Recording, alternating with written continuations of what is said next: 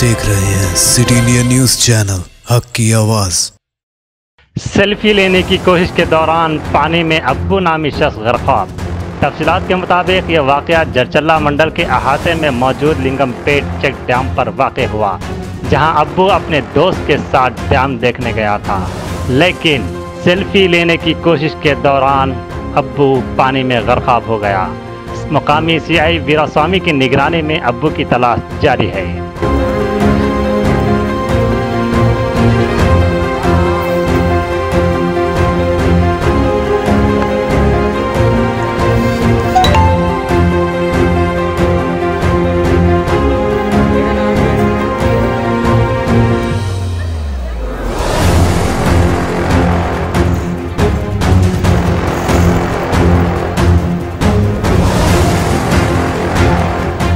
नाज़रीन, आपको हमारे न्यूज़ और एंटरटेनमेंट प्रोग्राम पसंद आते हो तो हमसे जुड़े रहने के लिए YouTube पर सब्सक्राइब करें, Facebook पर फॉलो करें और Instagram पर फॉलो करें। और आप देखते रहिए सिटी इंडिया न्यूज़, हक की आवाज़।